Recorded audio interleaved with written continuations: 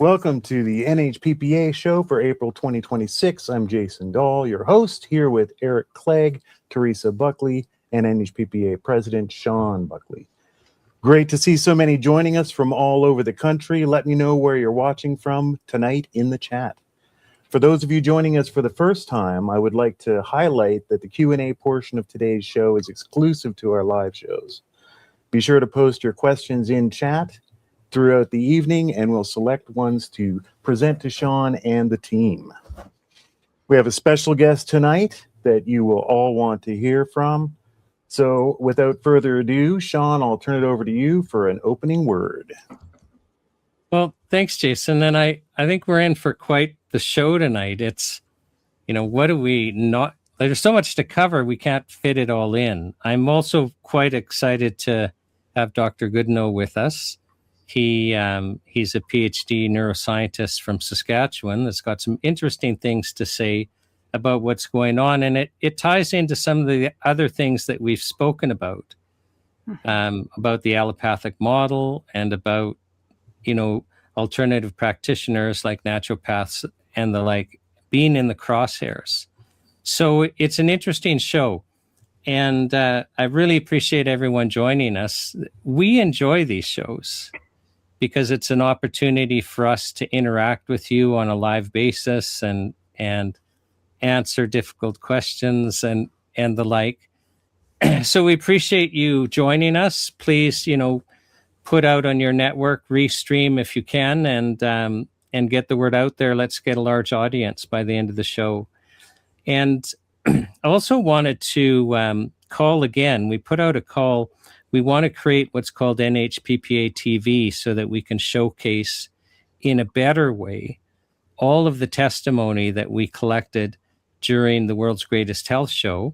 And for those of you who aren't, don't know what I'm talking about, I'll share with that in a second. But we've got all this content that's just fantastic and really can be life-changing, and we need to share that. So what happened is we just took on this crazy task last fall where we drove across the country for 21 days, taking the third largest paper petition in Canadian history, starting in Victoria and traveling to Ottawa. And we had a team start in Charlottetown, and we had a team start in Quebec City.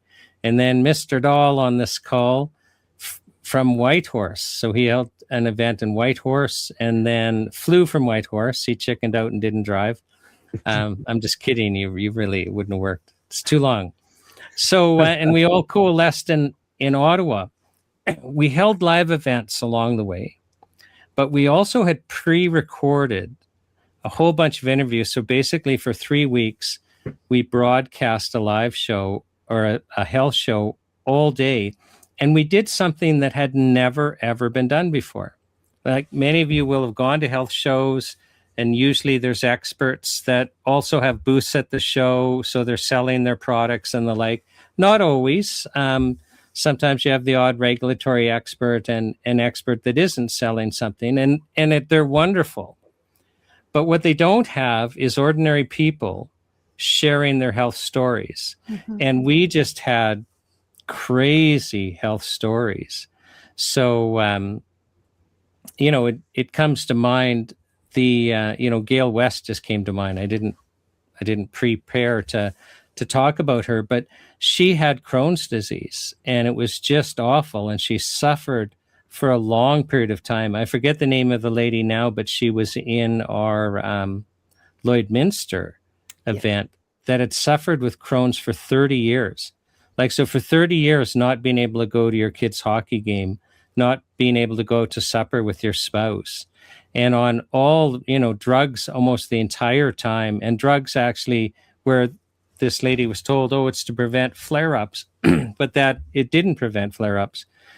And then both Gail and this other lady, and these are just two of the Crohn's stories, come across natural healers that solve their problem without drugs and actually solve the problem. So they can go out for supper, they can go to hockey games, they don't have to plan their trips based on how far the next bathroom is, and found freedom. Well, how many people are out there with Crohn's? I mean, that's a pretty common condition. Yeah. And they don't know that they don't have to suffer for 20 or 30 years or the rest of their lives. Mhm. And the only way we can tell them is by sharing these stories. Because the practitioners that know they can solve Crohn's, the manufacturers of the products that solve Crohn's, if they share the truth with you, they will get punished by Health Canada. And so, the amount of censorship going on is outstanding. So we've done this. We've created this content. Likely we'll create more content. And how do we get it out to you? We've got the videos posted on NHPPA, but we believe that if we created a separate forum that's a little more interactive and a little more robust. So we have a call for funding out to do that. We've collected some of the funds that we need, but not all. And we're inviting everyone watching this to participate in this adventure. So on this end, we work pretty hard, and actually we have a lot of fun, but we wish we could do so much more. And with your help, we can. And I want to thank those of you who are donating, that are enabling us to do this. The NHPPA is the only organization in Canada that has expertise in natural health products and is a citizen organization trying to protect our access, our health rights, and to prevent Health Canada from their ever-tightening noose and efforts to take these products away and make them as expensive and ineffective as possible. So we're essential, and we're very proud of that, and we're very proud to have you guys on board tonight. Let's have some fun. All right. And with that, we're going to bring up our special guest tonight, Dr. Dayan Goodenowe. Sorry, I'm getting tongue-tied here. Got too much going on. We'll let you guys have a little chat. Thank you, Jason. Thank you. Thank you, Shawn. Hey, Dan. So I'll introduce just briefly Dr. Dayan Goodenowe, or just Goodenowe, or Goodenowe. Goodenowe. Sorry about that. For whatever reason, because there's an E on the end, I don't want to just say Goodenowe. So, but Dan, you are a PhD neuroscientist. You're a synthetic organic chemist. You're an inventor. You're an industrialist. You're an entrepreneur. You're a philanthropist. You're a healthcare innovator. You are the best-selling author of Breaking Alzheimer's. And you've been, the book is Breaking Alzheimer's, a 15-year crusade of finding the cause and delivering the cure. You're involved in a whole bunch of things, and the government's trying to create some mischief for you in Saskatchewan. So can you tell us kind of what's going on in Saskatchewan, and tell us about Bill 55? Sure. Well, thank you, Shawn. And your introduction, when you're talking about your clients and patients with Crohn's disease, it really fits into what we're talking about. We're really about restoring health. And these natural health products, which are human biochemical intermediates, are being regulated in a drug way versus an actual health way. And what we're really talking about is personalized health rights and freedoms. Where does your right to your body exist, and your ability to actually restore your health? Where does that line draw between the government having complete, utter control over your body and your health decisions? And so what you're talking about is exactly what we've been dealing with. In fact, the last chapter of my book deals with exactly that concept. It's about the citizenship, of how the citizenship can actually start taking control and empowering themselves with their own health. But in order for that to happen, people have to have access to their health information. And so my basic premise is, if you can go to Walmart and buy a bathroom scale and step on it and say, hey, I weigh 200 pounds, that's collecting information on yourself. Now, if you're 4 feet tall, you're probably overweight. If you're 6'4", you're probably skinny. And so, but 200 pounds is still 200 pounds. And your ability to collect that information should not be, infringed upon. And that goes the same thing for what's in your blood. You should have the right to know what's in your blood. You should have the right to know what's inside your body from an MRI image. And you shouldn't have to go through 500 different hoops to get that done, because that is your body, your right. And then you should have the right to the information from academia, from peer-reviewed research, from your own peer networks where people share their own information and actually perform that type of activities on yourself. And this is the restorative health model that we have created. And so the Moose Jaw Vitality Project, which I launched in 2025, is a $100 million initiative to look at how we restore health in individuals at the community level. So rather than, and this is where the trap comes in, they trap you in this diagnostic treatment space. So as you were talking about Crohn's disease, is you're talking about the treatment of Crohn's.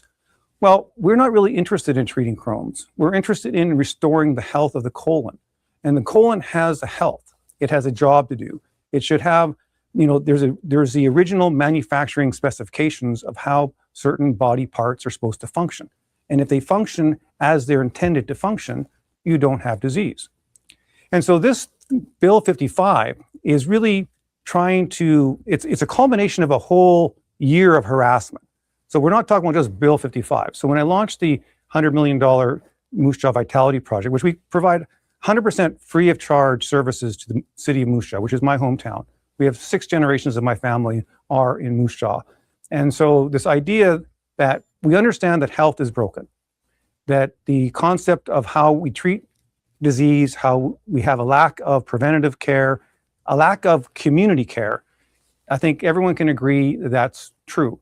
The question is, we are in a power struggle over who has the right to implement programs for that. And so I created the Moose Jaw Vitality Project in Saskatchewan, which is an expansion of our perpetual health program here in the United States. And then it just became clear that this became recognized as a very existential threat to the power structure of the College of Physicians and Surgeons, which basically has a monopoly. Can I interrupt you for a sec? So Absolutely. so this Moose Jaw Center, what do they do? Like, just so people understand what you're doing, and then we'll carry on with kind of why that's threatening to the government. But just tell the audience what you do, because I think it would shock people. I mean, you were telling us about, just wait, people have the right to information. Correct. And that's what you're doing there. So can you kind of share with what's going on in the Moose Jaw? Sure. So what we call it is a self-directed research program. So individuals perform a research protocol on themselves. They are the director of their own research, which we all do every day of our lives. When you choose what meals to eat, what you choose, what exercise you do, what you choose to do in your body, you're fundamentally performing research on yourself. And we're taking that to one more level where we can say, okay, can we help assist you in your research in optimizing your health? We'll help you get a blood sample. We'll help you get imaging of your body. We'll provide you with education and information on that process, and then provide you with enough information that you can then make personal decisions on what things you want to do, and then we can monitor how those things affect your health. So for example, from a blood test perspective, you might have oxidative stress markers in your blood. And if you take natural health supplements or biochemical intermediates or supplements that restore your glutathione levels and your health, you basically are now in control of restoring your health. And if we teach people that, they start having incredible improvements. So we have people with ALS and Alzheimer's and multiple sclerosis, cancer patients that come through our center, but they need a place where they can have an area where they can actually focus on themselves in a supportive environment. They get isolated. People typically spend a 3-month program in our facility. And then from there, we work with them to get better. It's kind of a rehab and saying, we have you for a short period of time, and then we want to send you home. But the problem is when you get to be, by the time you have dementia or you have Parkinson's disease, that's been going on for several years. So it's not a fix. Like, it's not about curing Parkinson's. It's about restoring the health of the individual and creating a pattern of behavior that person can then sustain later on. So for example, people from Australia or around the world will come to Moose Jaw, which they love the city. They just fall in love with the city of Moose Jaw and the people in it, because we are a traditional, Western Canadian town with hockey and rodeos and things to do during the summertime. So it's actually a fun place to be. So it's not a medical facility with white walls and lab coats. It's basically a health resort. And when they're there, they can use the cool technology that we have. Like we have a hypobaric chamber. We'll have technology to measure, bone density and muscle densities and so on and so forth. And they could access these tools, they could access the information, and then they have the ability to apply that in their health model going forward.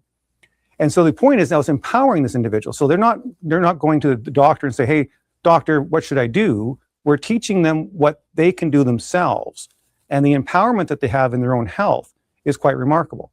So we have many, many people who have improved health and reduced symptomology and restored movement in ALS, for example. Our results in people with cognitive impairment are quite dramatic. People going back to work, our work in autism, we have a big program in autism around the world. And so I think that part, the success rates that we're seeing are undeniable. And I think that's where we became threatening, in the sense that it's one thing for people to be scattered around the world, and that's what Moose Jaw is about. It's about creating this Truman Show fishbowl approach. There's about 5,000 doctors that use my products and services in the United States and around the world. So we have a very large network of advanced practitioners all across the world, but they're scattered. There'll be people in LA and New York and Dallas and Houston, and each of these advanced practitioners are seeing dramatic results in their client base, but they're diluted across the world. And so what Moose Jaw is designed to do is say, look, we need to find out how to perform community medicine. Unfortunately, that is taking the monopoly of health out of the system. And so once that happened, so this Bill 55, which expands the power of the Medical Professions Act, is only the last step of an entire year of harassment. Okay, so we've had Health Canada come to our facility. I'm just gonna step in. I want to hear about that harassment, but I just want people to understand what we're talking about. Sure. So basically, we're talking about the province of Saskatchewan, and they have an act called the Medical Professions Act. But every province has the same legislation. So you may have heard me say on this show on an earlier occasion or other places that after the First World War, there was a concerted effort to basically make every practice except allopathic medicine illegal. And allopathic medicine is it's a healing philosophy where, just to summarize, whatever you do, don't cure the person. So if somebody comes to you suffering, don't solve the underlying problem. This is actually the philosophy, allopathic medical philosophy. Don't solve the problem. Rather alleviate suffering by addressing the symptoms, which is why we use chemical drugs and surgery to alleviate symptoms by and large, but not actually addressing the problem. Well, we create this medical monopoly where it's illegal for other healing traditions. So Saskatchewan, like every other province, has an act that basically defines the practice of medicine as everything: diagnosing, treating, recommending, whatever, whether you're charging money or not. And it's illegal for anyone but a medical doctor to practice. Now, some provinces, including Saskatchewan, they have exemptions carved out for like naturopathic doctors, some for traditional Chinese practitioners. And so there'll be a little narrow exceptions where these people have a bit of a scope of practice. Some provinces don't have any exceptions. So province of Quebec, you're a medical doctor or you can't do anything. And we've spoken about Dr. Annie Janot, a naturopathic doctor who is awaiting sentencing. So Saskatchewan had this act, but Dr. Goodenowe, they're making it worse. And they're making it worse with actually you as a target. So do you want to kind of explain the harassment that you were having? And now they're bringing in this amendment to this act. And you believe it's actually targeted at you and your Moose Jaw clinic. Correct. What is frustrating to the government is that I'm not asking for any money. Okay, I cost the government of Saskatchewan $0. We spend, roughly $500,000 a month in our city, right? And we ask for no money from the government. So the problem is we're not billing the government. And so if you don't bill the government, you don't fall in the system. And we've been very careful to be in a completely non-regulated space. So they're trying to figure out if we're not charging any money, so we're not charging our customers any dollars, and we're not asking the government for any money. they're having a hard time saying, well, how do I regulate these people? Because we want to control them. And we've done this in such a way that they don't really have any control. We're essentially a resort. We're like a golf club. Okay, you can come to the golf course, you can use our golf course and use our clubs, and it's all self-directed research. And this has frustrated them. So we've had this facility for several years. But ever since this June of last year event happened, we've had occupation health and safety come through our facilities. We've had the fire inspectors twice. We've had health inspectors come through our facility. We've had Health Canada come to our facility, all because of the great big complaints. And none of them have shown any problems. In fact, it shows how well we run our facility. We passed all these inspections all the time. And to be clear, we have not been accused, or even no one has actually claimed that we are practicing medicine. We have no active accusations. They even went so far as to send letters to the police department for one of our clients who tragically died after they left our facility in the United States, which is completely trumped up, which is going to be part of a lawsuit I have against the CBC and the NDP party in Saskatchewan for defamation. So these things have come through. They try to say you're a personal cares home because people come and stay to your facility and they give you this weird language. Well, the Personal Care Homes Act states activities of daily living in a non-inclusive way, basically saying if you are a bellman and you take someone's bags up to their room, you're technically doing activities of daily living. And that didn't work for them. And so now the last leg of their attempt to try to find some place to regulate us is this Medical Professions Act. Now, the College of Physicians and Surgeons is a professional organization designed to regulate doctors. If you are a doctor with a medical license and you want to practice medicine in Saskatchewan, you have to become a member of the College of Physicians and Surgeons, which is a very legitimate process. If I'm a lawyer and I want to practice law, I got to be part of the Law Society of Saskatchewan. And then that organization will regulate you because you've agreed to be part of that organization. And so if I'm going to be a medical doctor licensed by the College of Physicians and Surgeons, then I got to follow the rules of that college. And then if anything I do wrong, they can pull my license. Well, I am not a medical doctor. We do not provide medical services. So I am not a member of the College of Physicians and Surgeons. So they can't regulate me because I'm actually not a member of their club. And so what Bill 55 does is says, well, this don't work. So what we're going to do, because they have defined the practice of medicine to include everything.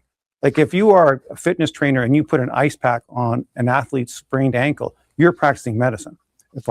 But typically in the past, the CPSS was only regulating medical doctors. What they did with Bill 55 is they allowed the CPSS to become control over every single citizen of the province of Saskatchewan. So what they're doing is they're creating an entire separate medical police force in Saskatchewan that has the right to get ex parte search orders, compel evidence. They can fine and prosecute you for these activities. So I'll give you an example. So the Saskatchewan Roughriders, for example, technically speaking, when Bill 55 passes... I just need to stop you being somebody that grew up in Saskatchewan. Just so everyone knows, the Saskatchewan Roughriders are the greatest football team ever. And Dr. Goodenowe, who are the Grey Cup champions? Well, you have to be... Oh, the Saskatchewan Roughriders are the current reigning champions. Okay, sorry, exactly. I couldn't resist. Couldn't hear me there? All of those. But so the point is, it's very scary. So now what happens then is it's not just the trainer is subject to a $25,000 fine for practicing medicine. Now all the board of directors of the Saskatchewan Roughriders is individually subject to a fine of up to $25,000 each for each occurrence, and that the organization, the Saskatchewan Roughriders, is subject to a $50,000 fine for the first occurrence and up to a $100,000 fine for each subsequent occurrence. And so this is just reality written by the law. So what they're doing is they're creating a Soviet style, show me the man, I'll show you the crime situation. It's like putting the speed limit at 20 miles an hour on the freeway because no one can drive that slow. And so they can choose who they want to prosecute. So now we're getting the selective prosecution situation. We're saying, hey, we're going to charge yellow cars for speeding, but this brown sedan, we're going to let that go by. And this is where the problem comes in. Can I just slow you down? So just so everyone knows, So what Dr. Goodenowe is talking about, so they had this act before where they really just had authority to regulate doctors, but now they're being given the authority to go after non-doctors, non-members. They're creating a new offense. They're giving the ability to get search warrants into the homes of anyone, not just doctors, which is brand new. But I want us to focus on something that I find downright scary, and I know you do too, is basically a private prosecution service. And so just before I let you talk about it, I'll just give people an understanding of what's happening is, so it used to be long ago that we had private prosecutions, and you can still go and lay a criminal offense, but the Crown Prosecution Service will step in and take it over. So we've created this kind of Crown bureaucracy that basically prosecutes all offenses within their jurisdiction. So, you know, the Provincial Prosecution Service, they will do criminal code offenses, they will do provincial regulatory offenses, but they will be the ones that go to court. So, and they're separate from the police, they're separate from the investigative arm, because you have a conflict of interest if you investigate and now you're also prosecuting. So, you know, we allow that conflict of interest. And the bigger conflict here is that doctors that see the College of Physicians and Surgeons, which is a doctor organization, they're being given power to prosecute and regulate non-doctors. So they're actually in the business now. They have the ability to actually go after their own competition in the province. Yeah, and that's an important point, is it's the competition, right? Like you're the competition, because in your restorative health model, if people get well, they're not going to the doctors. So the doctors have this monopoly, or, you know, near monopoly, because in some provinces there are narrow exceptions. And this body that has the monopoly now is being given the right to prosecute its competition. So could you imagine if you were given the ability, whatever business you're in, to actually criminally prosecute your competition? What could go wrong?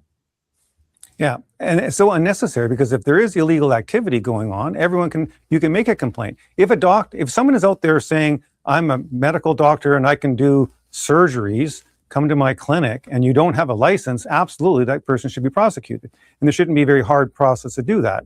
That's a criminal act, for sure. So we have all the mechanisms available to actually prosecute bad behavior currently exist. We don't need to create a separate police force.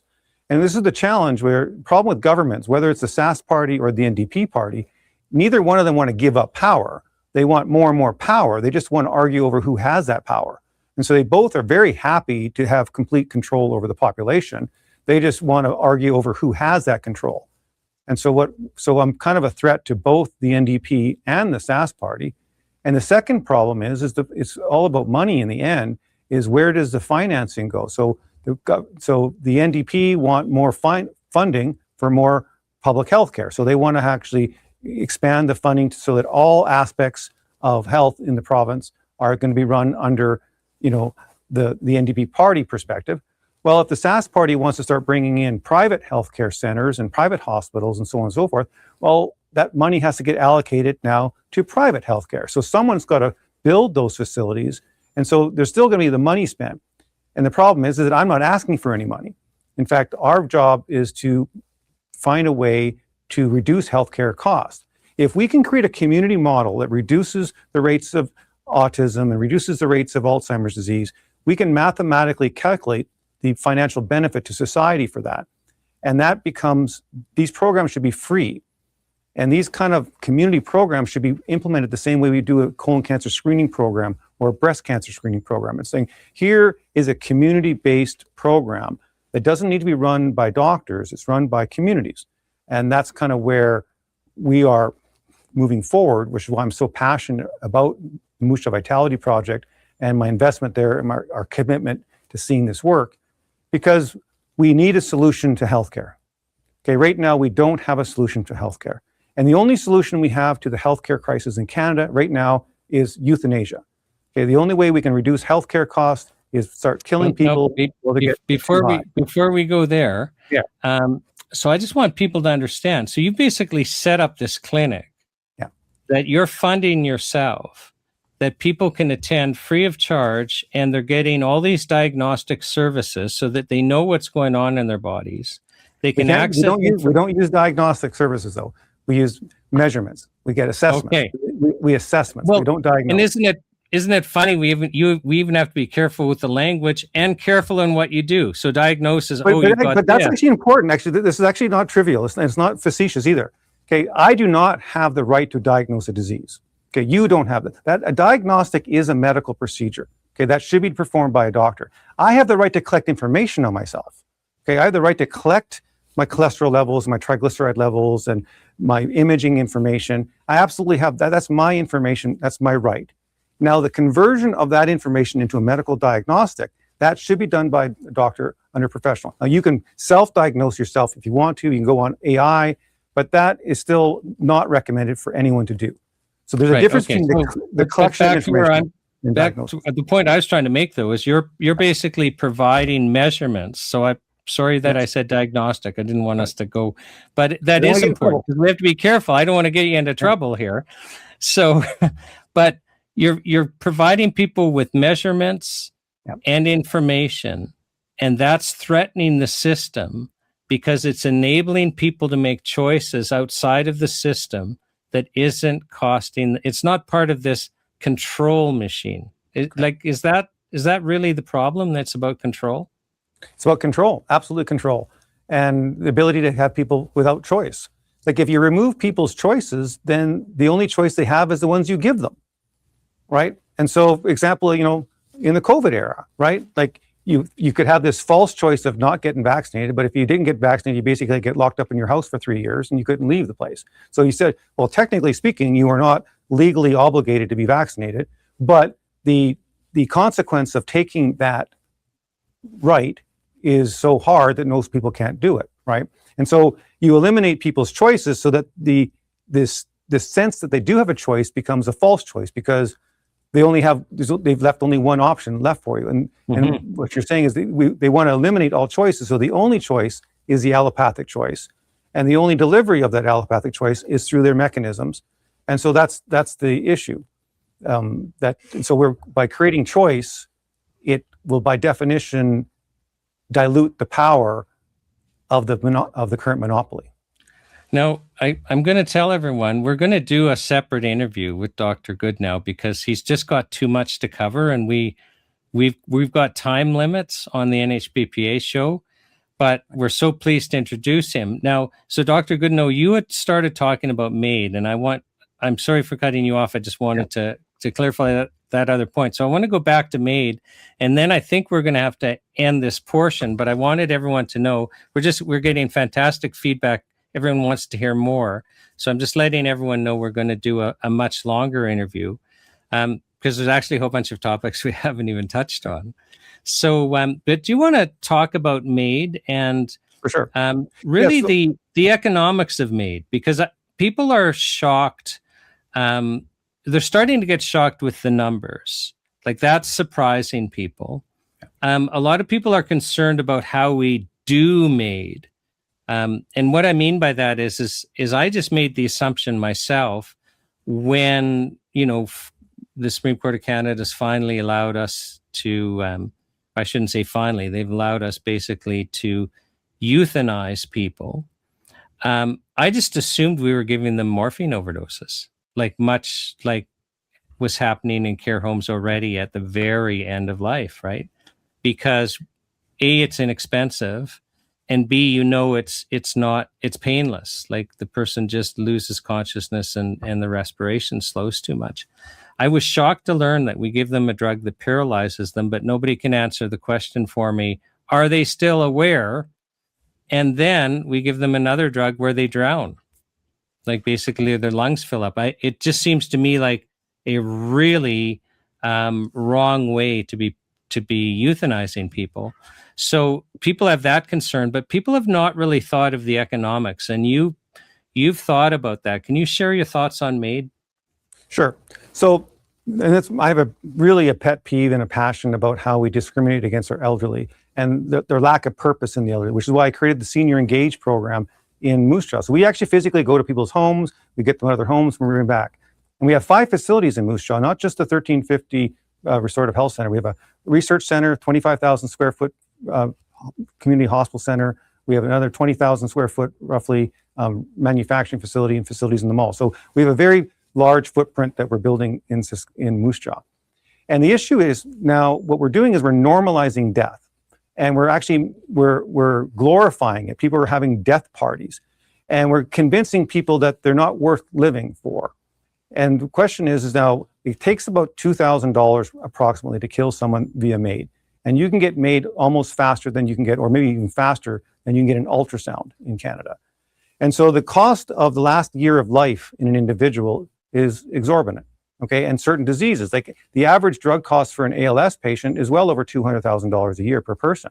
And if you have a rare variant of ALS, it could be almost $500,000 per year, and that's not even including secondary costs.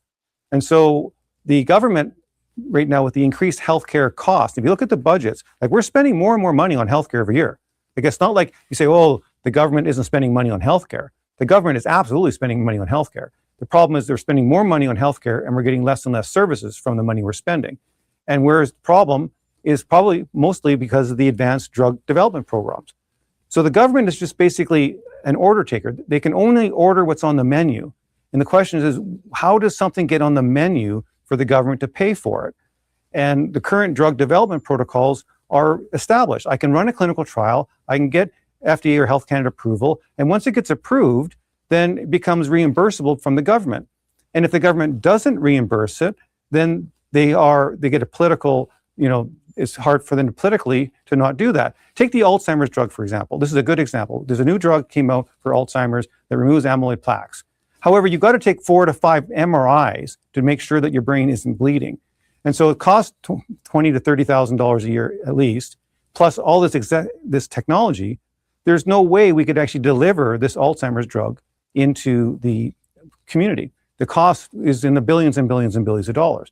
And so it's much cheaper to say, well, why don't we start opting into MAID as a mechanism? So, and we normalize it, we call it compassion. We're saying you're cruel if you don't allow someone to kill themselves with MAID. But it becomes a slippery slope because now once it becomes normalized and becomes an acceptable procedure that's recommended upon admission to a hospital, then just like you mentioned before, like you're going to have the wink, wink, nod, nod. People are going to say, well, it's okay. It's already legal. It's no big deal. I don't really need to fill out all the paperwork. Here's a person who's suffering.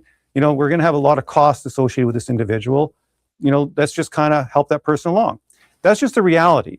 And so the healthcare economics in Canada, if they expand it to the medical, into mental health, we're talking $1.2 trillion in healthcare savings by 2040. Okay, these economics, and so the economic benefit of MAID for healthcare economics is just undeniable.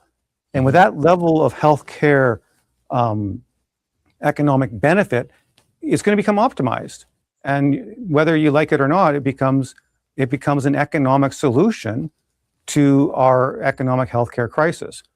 And so we're the anti-MAID in the sense that say, well, why don't we just restore people's health? If we can get them healthy, okay, we can reduce these healthcare costs. We can increase the population of elderly people that are still in the workforce, for example. So my biggest beef is that tell people you should never retire. When you're 80 years old, you should be looking for your next degree. You should be saying, what am I going to do with my life? And so engaging people in the community, getting intergenerational. So can I just slow you down just because we've got to end this portion in a second. No, but I'm just you're in restorative medicine. Yeah. You're involved in you've helped create protocols and products that medical doctors are using around the world. You understand that actually we can restore people's health. It strikes me that this isn't a secret. Like, I mean, you're helping people. A lot of other people, are using, nutrition and supplements to make just fantastic difference. Surely the government has to know that they could save a ton of money by adopting restorative health models like you've helped create. Why do you, and this is my last question, why do you think that they're not? I think they will eventually, but they need to be shown it. Okay, it's not like, and this is where we can't really complain a lot, because we have no public health. We have no physical mechanisms where an actual public health agency creates a program that gets implemented. Okay, it's all private developed and then even the colon cancer screening and breast cancer screening. Those things were all done by the instrument manufacturers and by other programs. So that's the problem we have. We don't actually have a means of implementing public health. So this is why this is a privately funded public health initiative. So we are doing public health is what we're doing. And we're basically, but we need to show, we have to do the work and actually show the results. So there's no free lunch on this thing. So someone actually has to step up and do this work.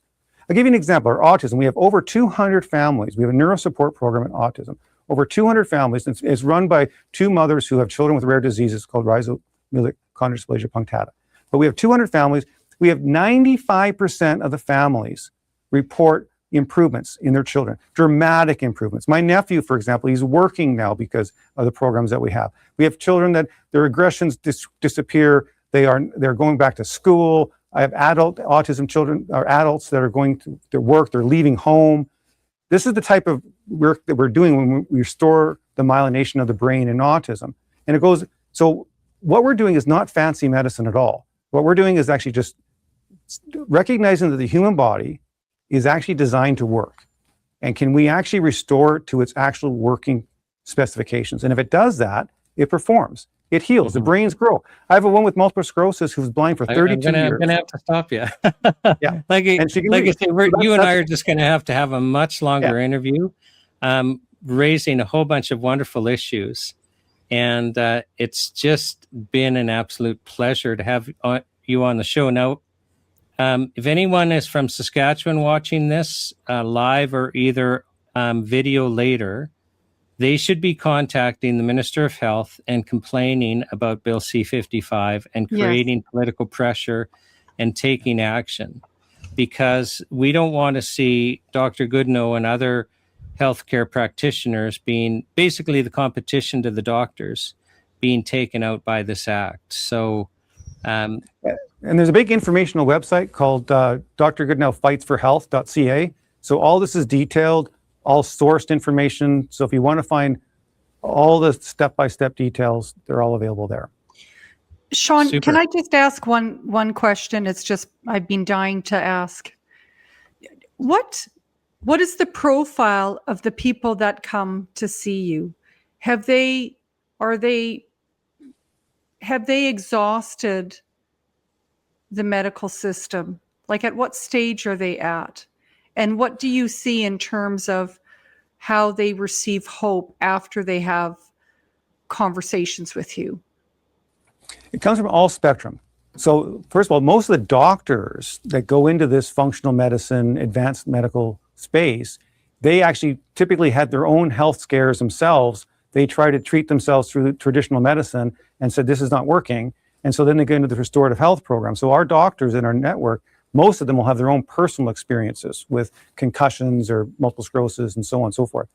The spectrum of individuals is broad. It comes from people like myself in your late 50s who want advanced health and, I want to restore my brain and do advanced longevity.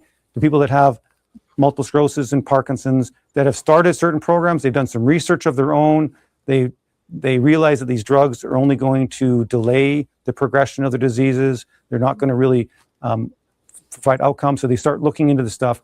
We have quite a large, I do a lot of lectures. I go to a lot of conferences.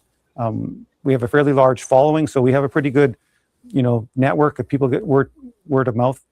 And so that's kind of where it is. But it does take that special individual who's willing to buck the system. And it's not just a system, it's their own family members, right? Because we're a social animal, we're community-wise. And so in every family, you're going to have someone's going to say, I really want to try something new. And they're going to have 2 or 3 people say, well, you're crazy. You should just go to your doctor and do what your doctor says. And so you're going to be fairly independent. They're definitely independent-minded individuals who are really looking and willing to make those independent decisions for themselves.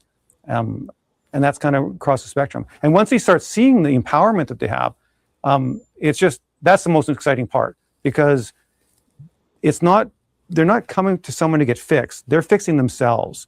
And the empowerment that they get out of that process, and the community, it's about loving someone. Someone has to care. They have to have a purpose. No amount of nutrition, no amount of drugs is going to save someone unless they want to live. So the very first thing that has to happen is that person has to want to live and want to have a meaningful life. And then from that process of purposefulness, then each step along the way gets better. And they realize that this is not a fix. It's not like we're not trying to solve a bacterial infection in your stomach where you take a pill and it's gone. You have to restore this over time. I'm going to have to cut you short. Sorry. Thank you. I could carry on talking. You could talk to As me. much as I don't want to, but wow, this has just been fantastic. Our audience has been loving this discussion, and we will get together and interview you on the Talk Forum, which will be a longer and engaging interview. So I guess we've kind of we're teasing you now with this short interview, and everyone can look forward to a much more detailed interview. I can tell you there's topics we haven't even touched yet. And Dr. Goodenowe he's been involved in so many different things. It's going to be a fascinating interview. Dr. Goodenowe, thank you so much for coming. Thank you for the opportunity, and thank you for everyone online. Thank you. Yeah, and there are some people from Saskatchewan on this call, and we're going to have a lot more people watch this after. We're live streaming tonight. And so we'll just reiterate. So what's the website where people can get information on how to take action? Dr. Goodenowe Fights for Health.ca. It's a Dr. Goodenowe Fights with an S for Health.ca. Maybe, Jason, we can throw that up in a banner later, and just so people can access it. So we'll try and get some people to your site. There it is. It's up on the bottom. Go to that site and take action, because you have a voice, but you only have a voice if you use it. Dr. Goodenowe, thank you for joining us. Thank you, Shawn. Teresa. Thank you. Thank you. Thank you. Wow. Okay, so he's like drinking from the same water fountain as we are. We got to have this guy back. Yeah, I'm looking forward to hearing the Talk Forum interview, the longer one. Yeah. I'd like to hear more about his book, Breaking Alzheimer's. That's something that kind of personal to me, so I'm very intrigued by that. Shawn, quickly while we're talking, can you try to force a refocus on your camera? Yeah, I'm just going to turn my Alrighty. camera off and see if Shawn. Oh, there's Shawn. Still fuzzy. still fuzzy. Okay. All right. Well, it'll figure itself out at some point. Yeah, I don't know why this camera does this. Just so the that's- audience knows, is sometimes it just goes out of focus, and I have to That's Shawn's Yeah. hand. Yeah. It's just try to bring it back. that's As just when Like, CSIS pops in it's- to start recording. Yeah. Yeah. There's something about bringing back our natural health products. There you go. Ah, Yeah. all right. You Everything- remember the old SCTV and their 3D effects. Oh, We're yeah. not going to get that extreme, but so Jason, where are we going now? We are going to shift over to Eric and find out what's been going on this week on social media. It's been a heck of a week. We had the explosively huge Your Land event on May 9th and earlier in April. So giving us a month of highly active chats and socials, and we got a lot to cover there. Great. Bit more of a heck of a month, I would say. Yeah, real busy on the social front. So with that, we're going to go to the feed with Eric Clegg.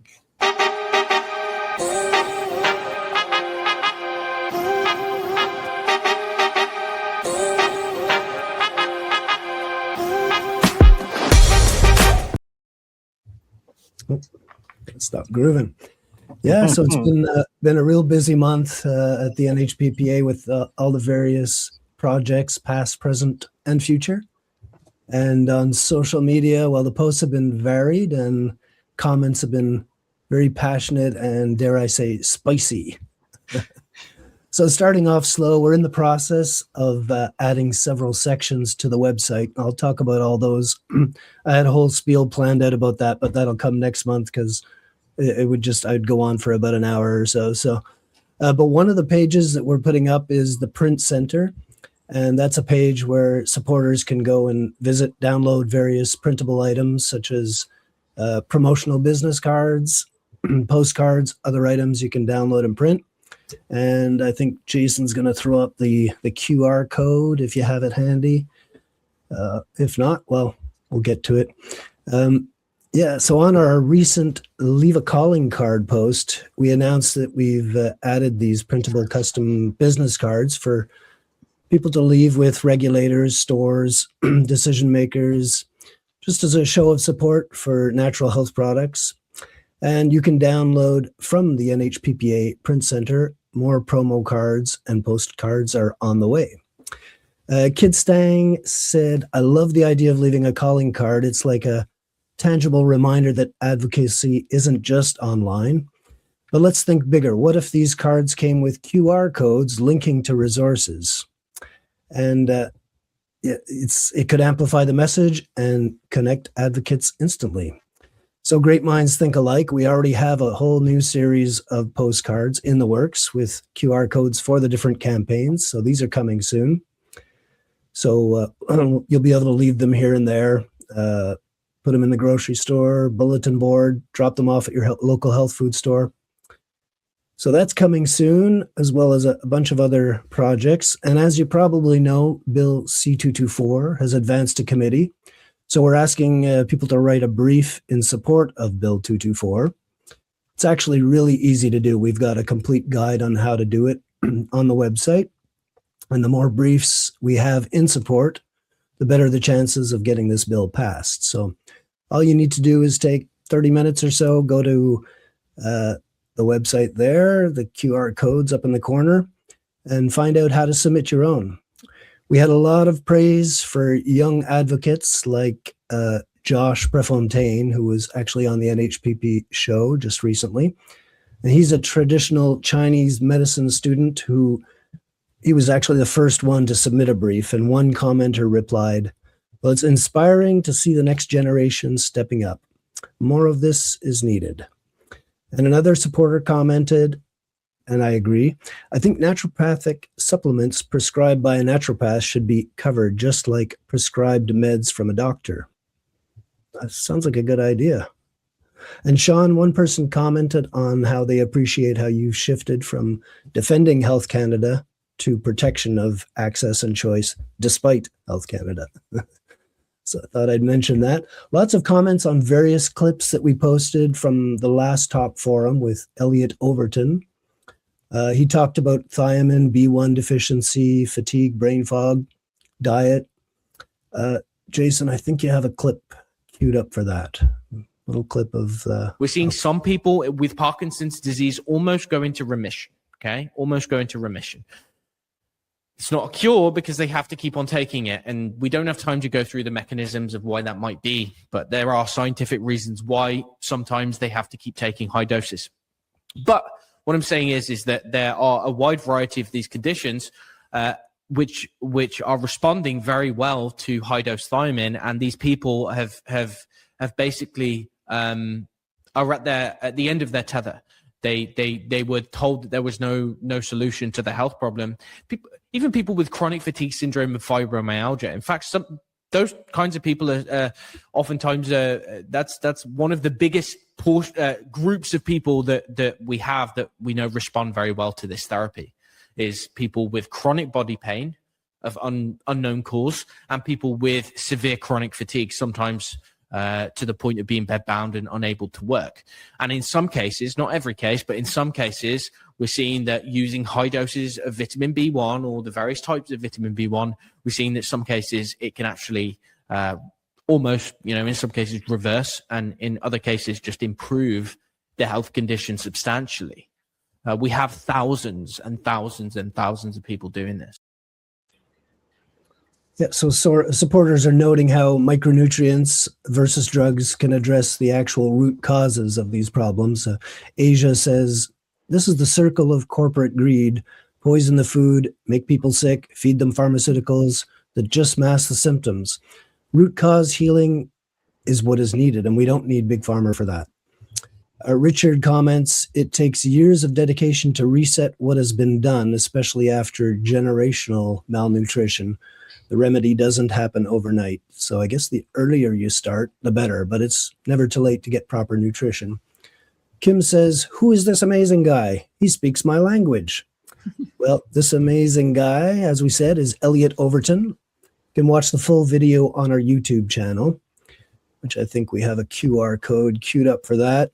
And speaking of our YouTube channel, I often look through the comments and have to respond to people asking how they can see the full video. Well, everything is up either on our YouTube channel or our Rumble channel. So you can just check out YouTube and you'll find all the past interviews, shows. Even this show will be up in the next day or two.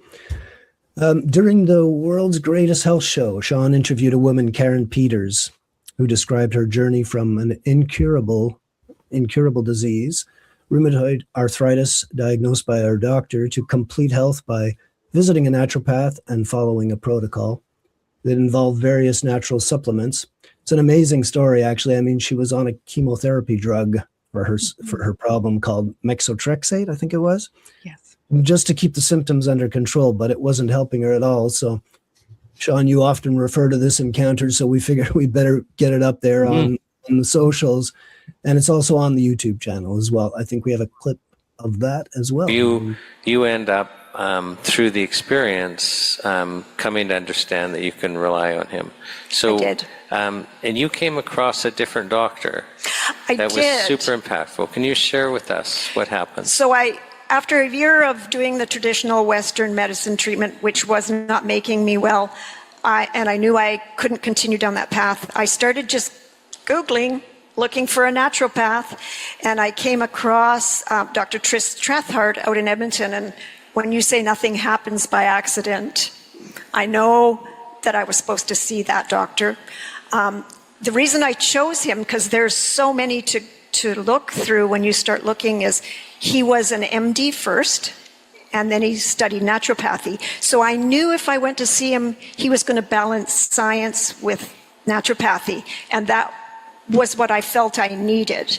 So my first appointment with him, he looked at me and he said, "Why are you here?"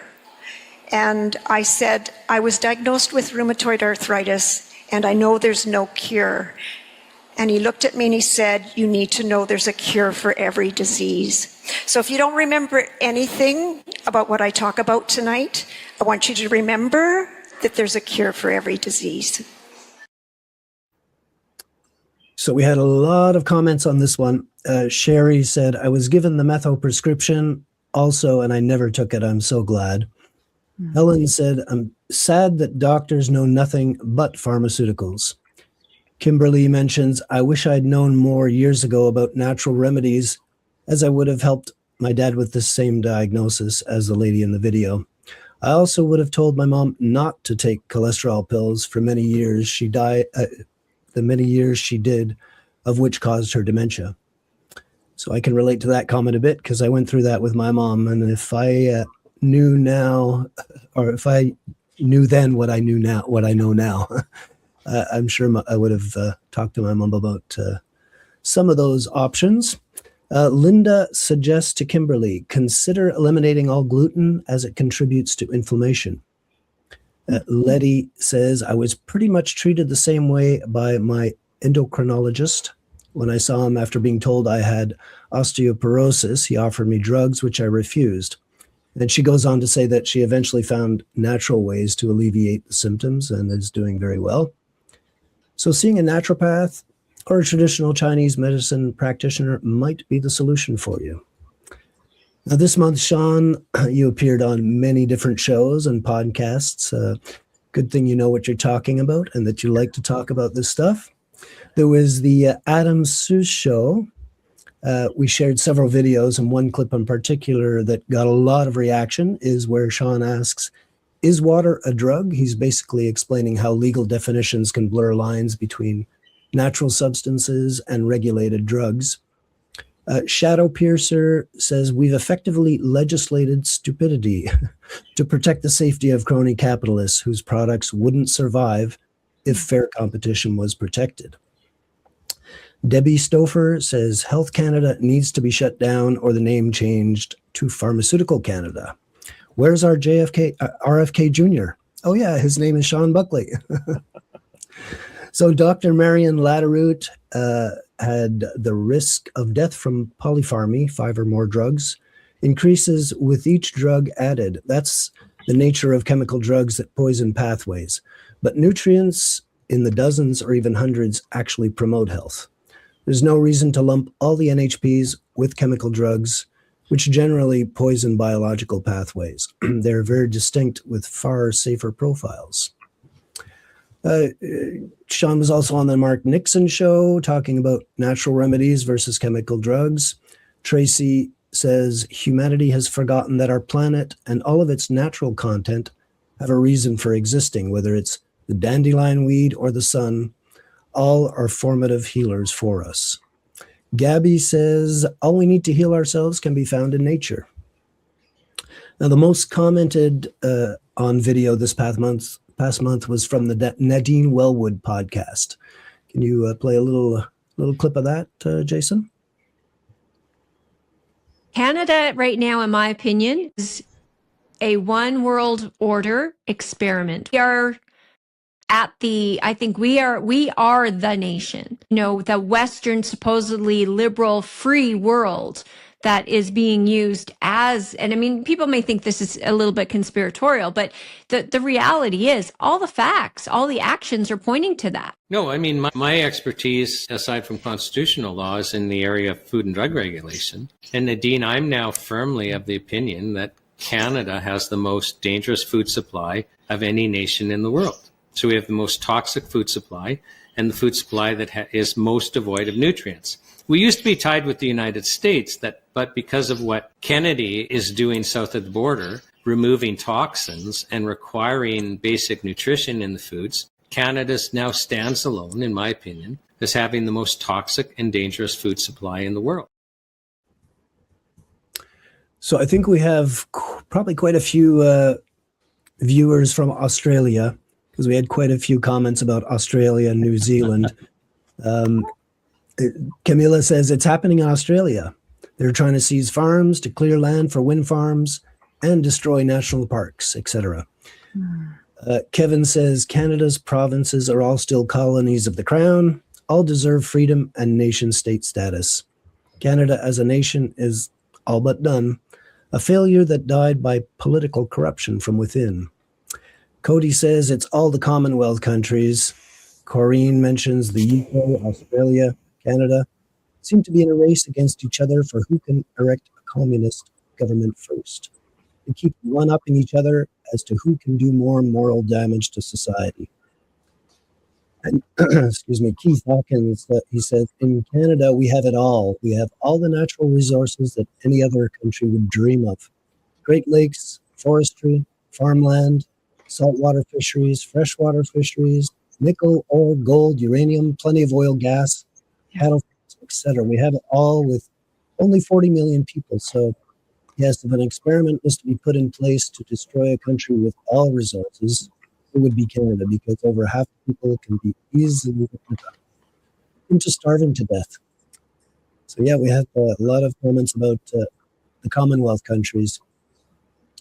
NHPPA, in I guess about a month ago, we had something called Your Land, which we replayed this past weekend. It was a conference with Shawn and with Eric is going to bust in. Can you maybe get that mic a little closer? We're getting audio dropouts. Right. Okay. So the Your Land event, which we replayed this past weekend, is that better? Yes. We had a lot of comments on that. It was quite well attended, and the online chat was very lively. A few of the comments, Daniel said, I think this is meant as a compliment. This guy is like a breath of fresh air in a sewage dump. Kind of funny, but I think it was meant as a compliment. There was a lot of likes and loves for that one.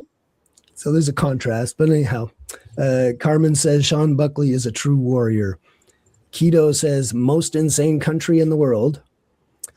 Kirsten says, I'd escape from here, but where to? Where's better? We used to be the land of freedom and opportunity. Now we have no freedom nor opportunity. And many boomers have no idea.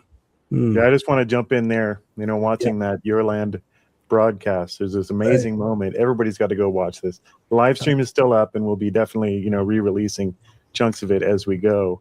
This amazing moment. We're taking questions for the live panel and basically asking, what can Canadians do to combat this? And Bruce Party says, leave, move. Yeah. It really thought-provoking debate. I can't say enough about it. It was really, really amazing, really intense, and there's more coming. Yeah, we'll be posting a lot of clips over the next few weeks of that. SB Campbell says, absolutely enlightening. Thank you, NHPPA. Ron K says, thank you, Bruce, for pointing out the Canadian salute, shrugging your shoulders and saying, what can I do about it?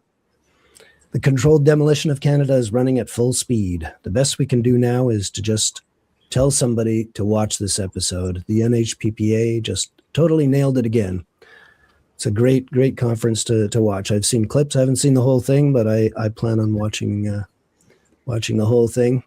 I'd like to just suggest that we all do the Canadian salute. You guys ready? 3, 2, I'm not going to do it. Oh yeah, actually, yeah, me. Yeah. Well, I feel you, Shawn. None of us is doing that. That's why we're here. that's why we're here. Yeah. I just thought that was a great wake-up call that, that would be considered something Canadian from a land that's known for, our pioneer spirit and our strength, that you could even say that. It was a real wake-up call from Bruce Party again. Mm-hmm. Yeah, so just so you know, we have 2 more Your Land events coming up, at least 2 more anyway, one on June 2nd in Parkland County in Alberta, and another on June 27th in Onaway, Alberta. So you visit the events page. We have another page up there called events, so you can check that out. It's going to show you all the past events and all the events that are coming up soon. And that's on the NHPPA website. QR code is up there. There. Which way am I pointing is kind of weird. I'm opposite. And so that's where we're at with the feed. All right, great. Thanks so much for that, Eric. Yeah, it was a busy month. Busy month indeed. I had double that prepared, but I had to whittle it down to keep it within a reasonable amount of time. So next month. It's wonderful how people are responding, right, to the content. yeah. I think there's such a thirst for it now, right? Amazing. Yeah. Yeah. And the Your Land events were just explosive. We could spend a whole show going over the chat from the last one. I'll very quickly, just with that spirit, I'll very quickly go over some numbers that we've had for the month. Got about 40 minutes left here, so I'll very quickly go through the numbers. Nothing too intense, but just let everyone know what they've accomplished this month.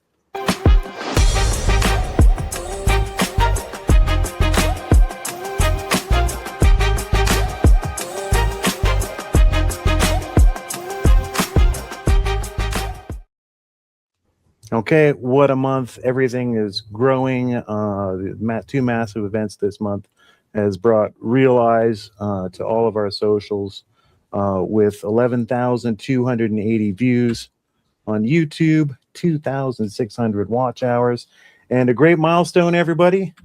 We just reached 3,000 subscribers on YouTube. So congratulations, everyone, and thank you very much for watching. We've put a real effort into growing YouTube over the last couple of years, and it's really starting to pay off. On X, we got 16,500 impressions, 3,800 video views, and brand new 3,200 subscribers in total. X is another area we've really been trying to grow, and we're really appreciative of your sharing. Teresa, were you going to say something? No, I'm just excited for the numbers.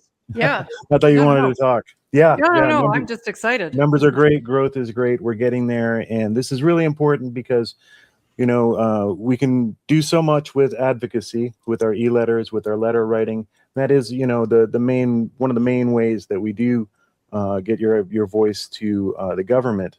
But in this day and age, nothing beats social pressure. So the more that we share our socials, the louder the voice becomes, the more pressure you can instantly put on government and leaders, colleges of physicians, etc. They're all online too. And you can sometimes get instant change through these methods, instant outrage. They can hear you better. So we really appreciate this. Facebook and Instagram are, of course, the big boys. So 341.6 thousand views, 143.3 thousand video views, and almost 1,000 new follows just this month. So thank you very much for that. Yeah, we passed 15K for both Facebook and Instagram. We're over 15K followers, so that's pretty good. Amazing. Yeah. So these are the really the hot ones for us. But we needed to keep growing. The sky's the limit. And as far as our advocacy campaign goes, the current ones are to get letters to the Standing Committee on Health to support Bill C-224. We've had 9,227 e-letters sent, 4,324 of which are new supporters sending new letters. So that's great. Yeah, 40% of them are new. So we're getting new action. Can you say that again, just real slow, so we can just soak it in and encourage everyone to tell people to tell people? Just people are telling people to tell people, because these are, 40% of these letters are coming from people who haven't sent letters before, unless maybe they moved in between sending their previous letter action. Very good. And resulting in a total of 81,735 messages received by the targets. Yeah. So can Good we number, I was ask wondering why every member of the Standing Committee on Health resigned this week. So can I just didn't they? So we I'm don't just know. kidding. None of them did. no one walked the floor, no one left, no one went home. But can we ask everyone who sent one to go back and do it again? And We can. then do it again? Yeah. And then do it again? Do it until you can't. There is a hard number for each IP address that will limit how many you can send. I think it's 20 or something like that. So just remember, go keep back changing until you your can. IP address in your VPN. You bet. You know, there's no legal limit. It's just to keep our provider of this service from getting on a spam list, which would eventually harm everything that we do. So you got to keep it to a roar at a certain level. So just go back and send more letters until you can't. If you can still send a letter, then by all means go. And just an interesting graphic. This is from the e-letter provider. It shows where action is coming from. Alberta and Ontario are hotspots, BC growing, and the down east too. A lot of action there, and the prairies, and we got all that action up in Whitehorse, the top left. More letters. I wonder who that was. Very good. Someone's up there. But it's just great to see it spread all the way across the country. Fantastic. And that image was only a week. That was just a week. So we can also suggest that they could print the copy, put That's right. it in And that is envelope, working. and That is addressed. working. Because do they have to pay? Do you have to pay for? You don't have to pay for stamp, do you? If it's going to Parliament, To member? No. right? No, you just put the address on and off she goes. There we go. Debbie Routhier or Routier, depending where you are, uses the printable letters to send 50 letters so far. Let's get a chocolate star to Debbie. Indeed. Here's the sign for Debbie. And as we've noted it often is. with proof from sitting MPs that just by their estimate, one of these letters is worth 10, 50 e-letters. Yeah. No, actually, to be more accurate, is if they get 10 letters, they start taking action. It gets on to the actual So really, 10 to 50 letters, it's like 5,000 e-letters. That's huge. Yeah. Yeah. So I challenge everyone to be like Debbie. Be like Debbie. Yeah. This is the message for this month. Yeah. Be like Debbie. Yeah, we're going to get Debbie t-shirts knows. made, I think. Yeah. Oh, T-shirts. can we Be like talk about Debbie. t-shirts? Yeah. With that cute dog on it. Well, my van, my choice. That was my favorite. Do people know about this? So No. we sure. were on a different call with BC Rising, and somebody there. So remember, we do this health charter tour, and we had like T-shirts that we had made, which are lovely T-shirts, but somebody out there had made their own T-shirts. So you remember, we have this, old Volkswagen van. So they've got a picture of a van, old Volkswagen van, and the caption is "My van, my choice." Yeah. And that just tickled us because somebody was so creative. And isn't it fun that somebody took the initiative to create their own T-shirts for that charter tour? Like that, that's golden. That's doing something, right? And people would be asking, they see, what do you mean? What's that all about? Like the T-shirt would create conversation, and that's what I loved about it. Yeah, it was so good. Yeah. Fantastic. So that's the numbers update. That's all you guys accomplished out there in this past month. Let's double it next month. Let's just keep on going. Amazing. Mm-hmm. And with that, we're going to move into a section of Buckley Unfiltered.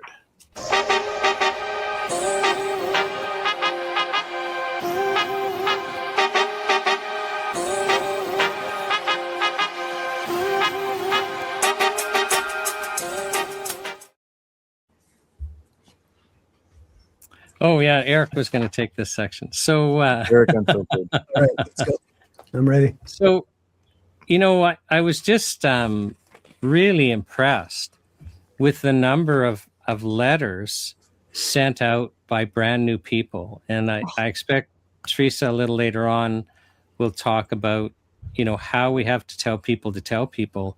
But, really it's getting other people involved is how we change this, right? Like we need to create such a big army that we have such a large voice in saying, no, my van, my choice. You can't take away my supplements.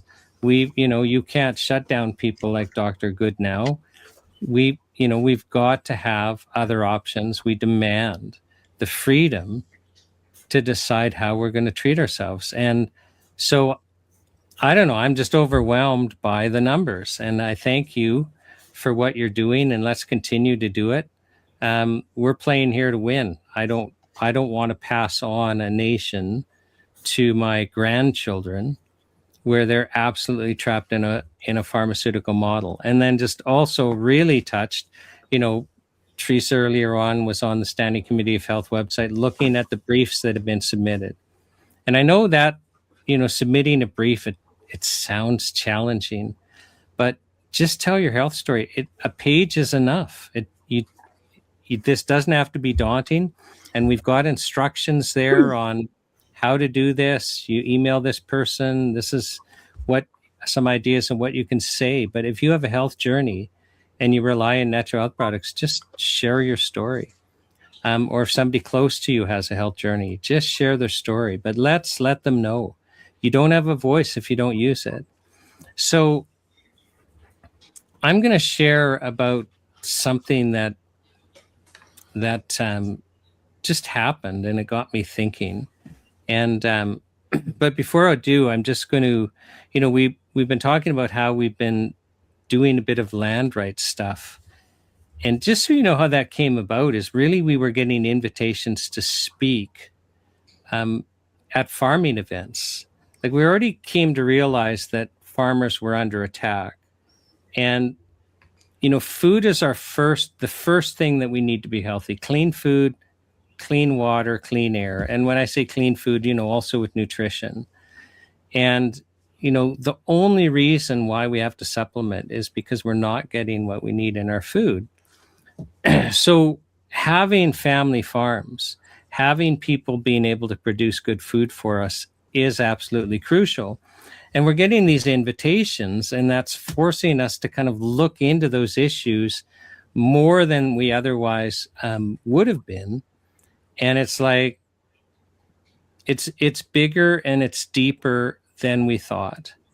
And, so we really do have to pay attention to protecting the farmers. I'm not aware of anyone else that's out there, save a couple of people that are members of the Ontario Land Association that are trying to get the word out. And so, very pleased that it's resonating, very pleased that we have the opportunity to raise our issues with another group of people, the farmers, that, they understand that we need healthy food. They're involved, they're committed in that. And so it's just kind of like we're meeting new friends that we didn't know we had. So let me just share with you on my portion of the show of something that happened. So Teresa and I were out in Valemount. This is like 2 weeks ago. And we're at a little coffee shop, and we're outside, and a couple of trucks towing trailers pull up, and I had never seen a trailer like this before. I have no idea what it is. I'm trying to figure, like, what on earth is this? And we're stymied. So a whole bunch of people get out of these trucks, and they go in the coffee shop, and as they're going in, we basically ask, like, what the heck are those trailers? Oh, well, they're units for trimming the hooves of cattle. And so I asked the question. I already know the answer. I basically say, so these are for cattle that live indoors. Yes, is the answer. And, I follow up and say, because cattle that live outdoors, you don't need to trim their hooves. And we're like, no, of course not. They agree, and off they go. And then I found, I was getting a little upset, because what's happening is, and this started to come out with an interview we haven't published with a dairy farmer named Tyler, is I call them corporate farms. It's a new way of handling cattle, where basically they're born inside and they're raised inside. They never go outside. And cows are made to be outside. You do not trim the hooves of cattle. It's a new thing. We never had to do it before, but it's because they're living on a concrete floor. And yes, a lot of them put rubber mats down, but it's not enough. They have to be outside. They have to be able to, grind their hooves into the dirt and on the rocks, and that. The cattle take care of it themselves when they're in the environment they're supposed to be in. They're not made to be inside industrial buildings where they never, ever see the sun. So we're basically a cow, as I say, it's born inside, it's raised inside, except for, the brief moments outside when they're being transported for slaughter. They never see the sun. They never feel the rain on their back. They never feel the wind. They never breathe fresh air. They're in an industrial building that stinks of manure their entire lives.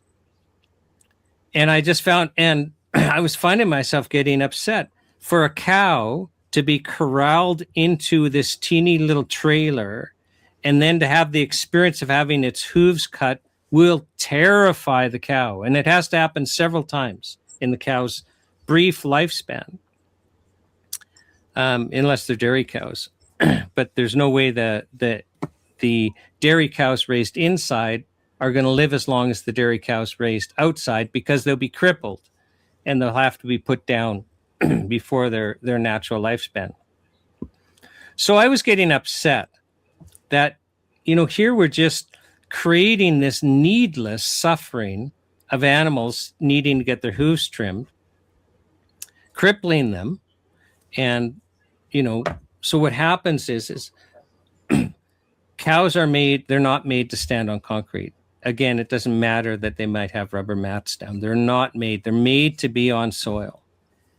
And Tyler, this dairy farmer, was telling me, oh, they're very easy to spot if you go to an animal auction because they don't walk right. They're crippled. So we're basically crippling animals. We're terrorizing animals. We're basically, house arresting animals that are made to be outside. And I found myself getting upset. And then it occurred to me, I don't know what it is about Valemount and issues about animal suffering, but I don't know, it was a couple of years ago, Teresa and I are out in Valemount in the middle of winter, and it's like bitterly cold. It's like you don't want to be outside. It's like 30 below cold. And I'm at a gas station getting gas, and there's an animal trailer filled with pigs. Well, pigs are not meant to be in a metal trailer in 30 below. They're freezing. They're freezing. In Valemount's, that I assume that trailer is going to an abattoir in the Lower Mainland. It could have been going to an abattoir in Alberta, but either way you look at it, it's 5 or 6 hours from its destination. I expect some of those pigs died, that they froze to death. But in any event, the ones that were in the trailer and still alive, they're bawling. I mean, they're crying. We've got this huge trailer, a semi-trailer of pigs, and they're all bawling. And I couldn't stand it.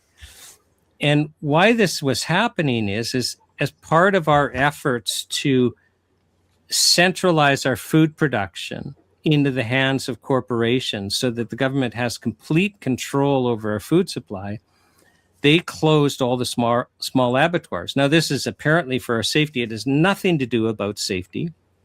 We are less safe with big slaughterhouses than we were with small abattoirs. But from an animal suffering perspective, an animal welfare perspective, it forces us to transport a large number of our animals huge distances for slaughter, and this stresses them and it terrorizes them. And when we do it in winter, it's just downright cruel, and we should be ashamed of ourselves. And that's what I was experiencing with these pigs that were crying. This must be Animal Suffering Month, because Teresa and we're talking to a fellow we know who raises he raises a small number of pigs. And he had just slaughtered a pig. And he says, we have to be very careful in how we slaughter a pig. And I'm sorry if I'm upsetting anyone, but most of us are not vegetarians, and it involves animal death. But what he says is pigs are very, very emotional.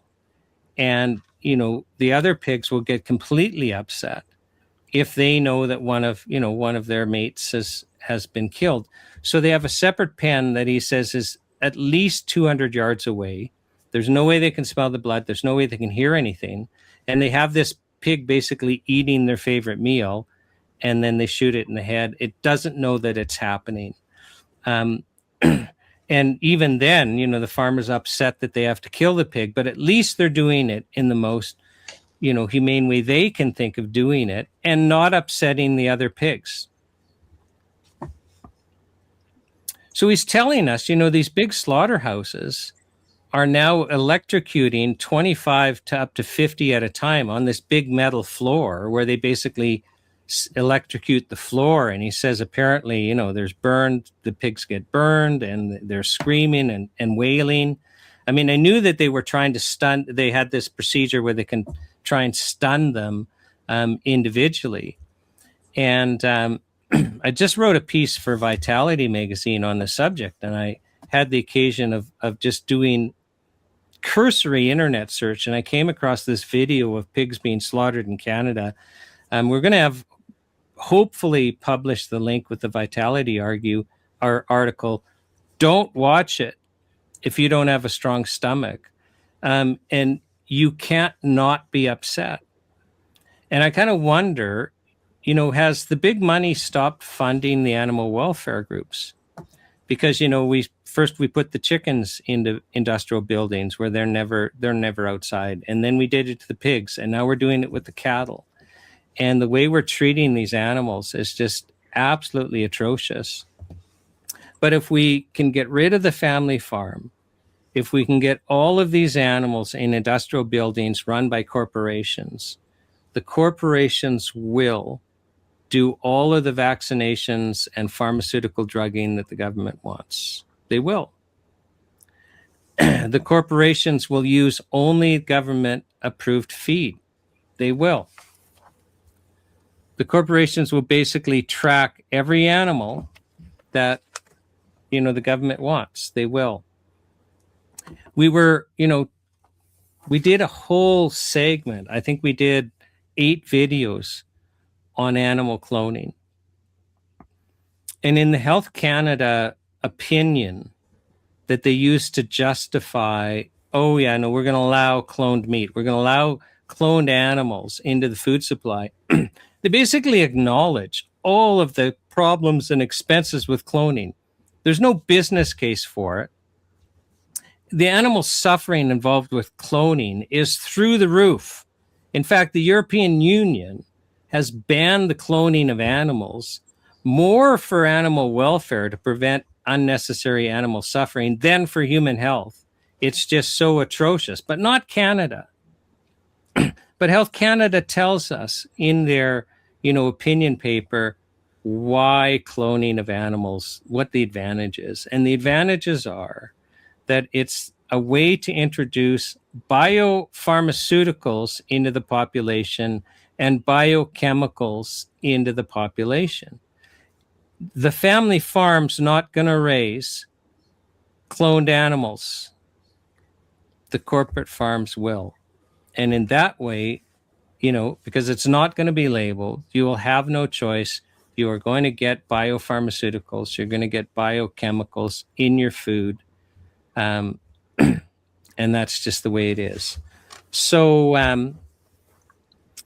so it's a different angle that I hadn't thought of. But I've just found myself upset this week about how we're treating animals. And it doesn't matter because we've got to consolidate, meaning the government, the state wants us to consolidate so they have absolute control over the food supply, what goes in and what comes out. And that is not in our interest. And we should be ashamed of ourselves just from an animal welfare perspective. So I'll stop there because I know we've got a hard stop by 7 tonight. It's crazy what's going on with farms. So that's why you see NHPPA now pushing and expanding into land rights and farmers' rights. It all starts there, and it's an even bigger mess there now. Man, my choice. Yep. All right. Great. Thank you. So we've got a neat talk from you tonight. Let's play your theme music and get down to it.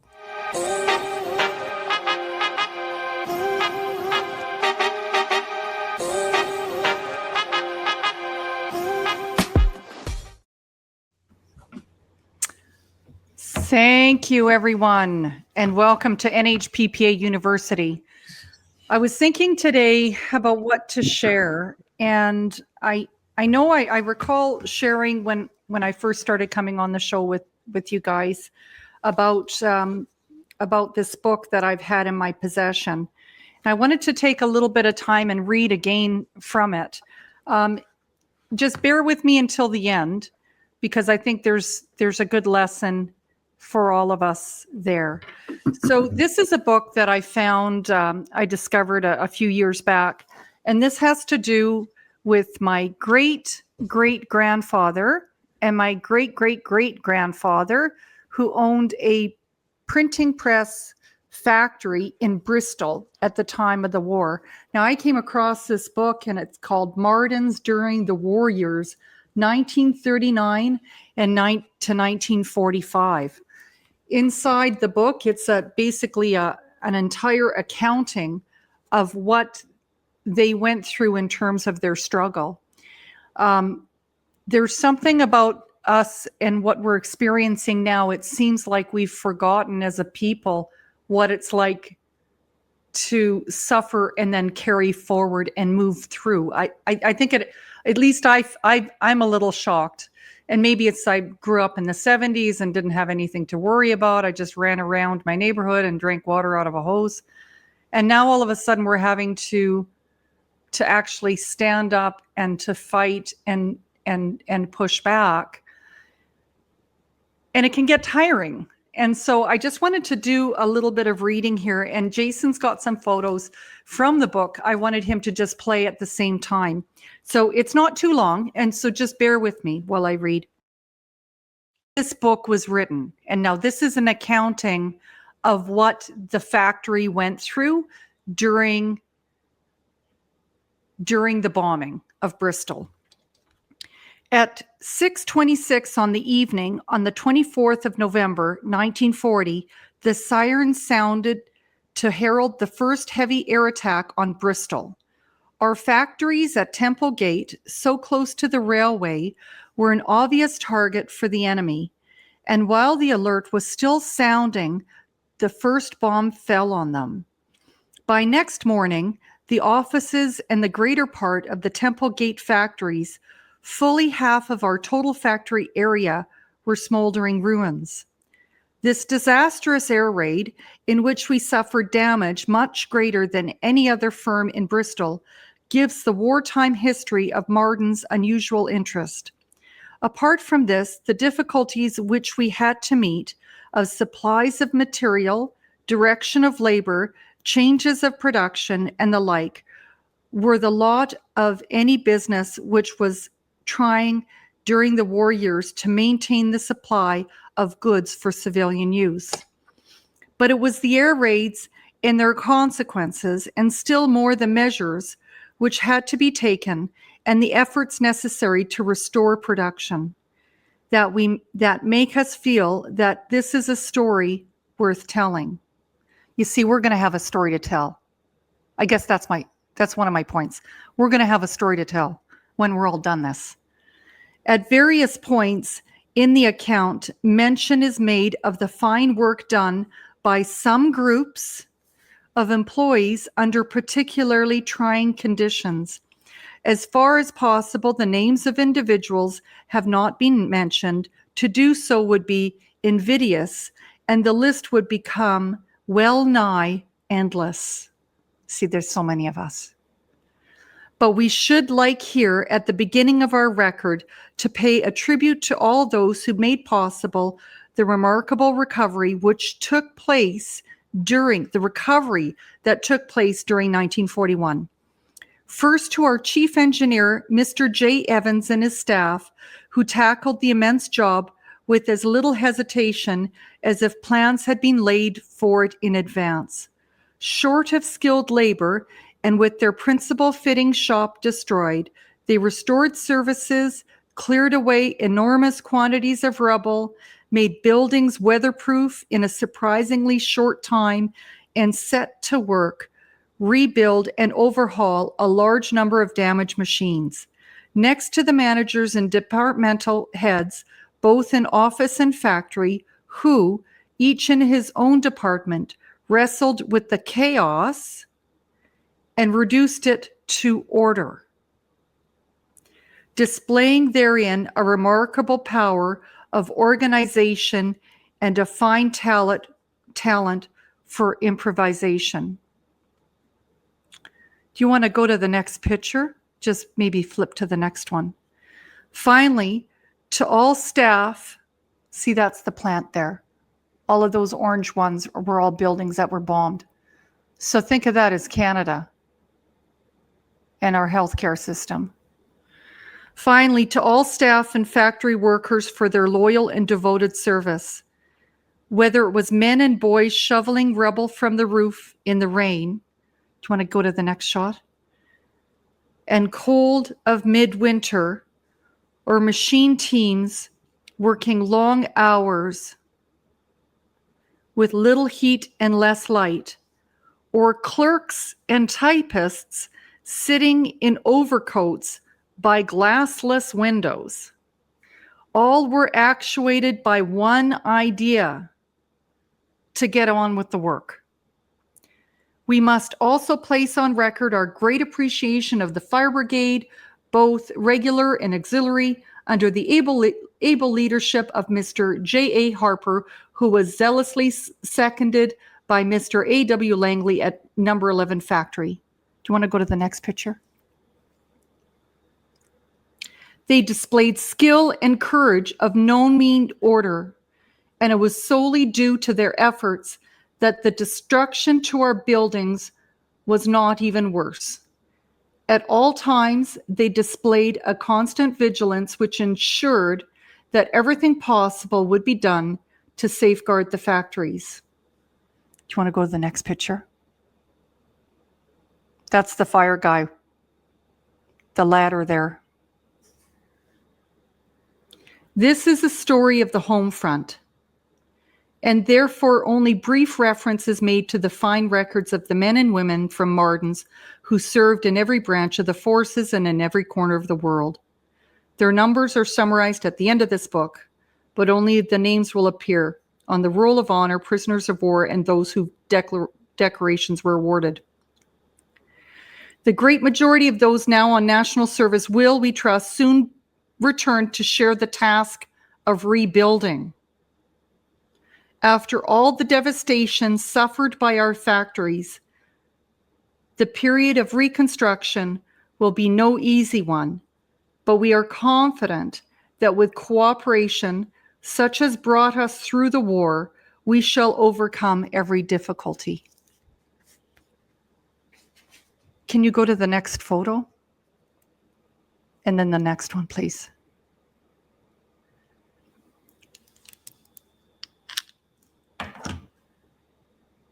We can't give up.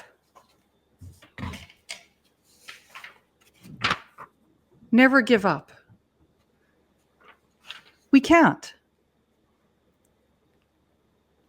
And we win in the end.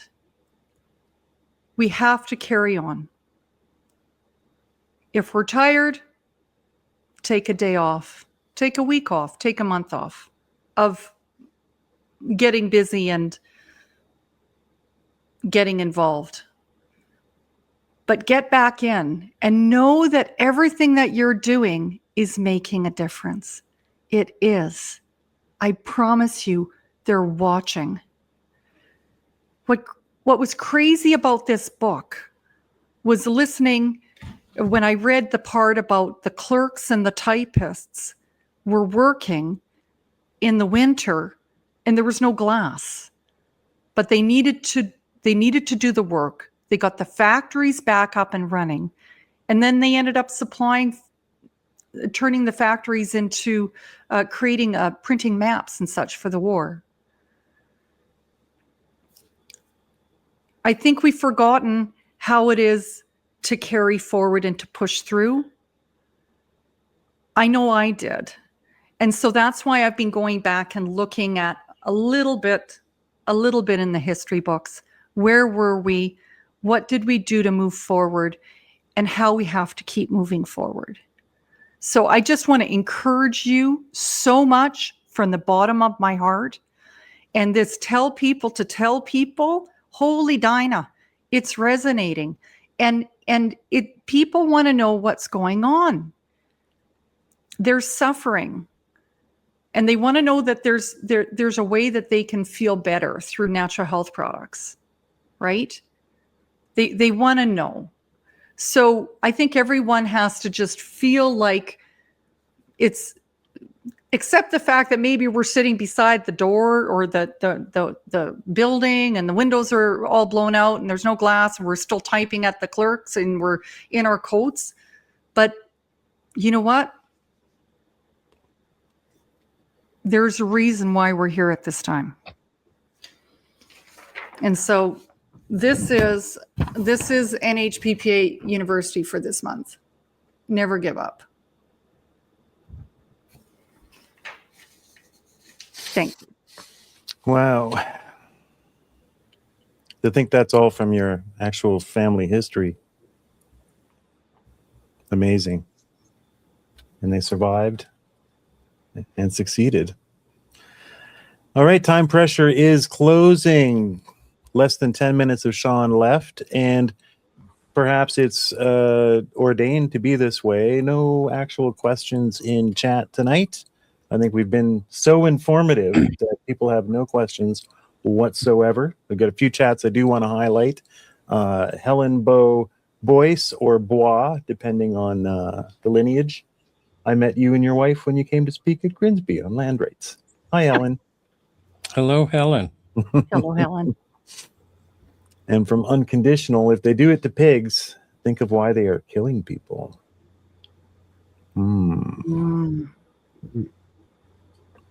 And from Carolyn Mayu, excuse my bad Yukon French. Congratulations to all of you from Quebec. We love you, Caroline. We love Quebec. Caroline.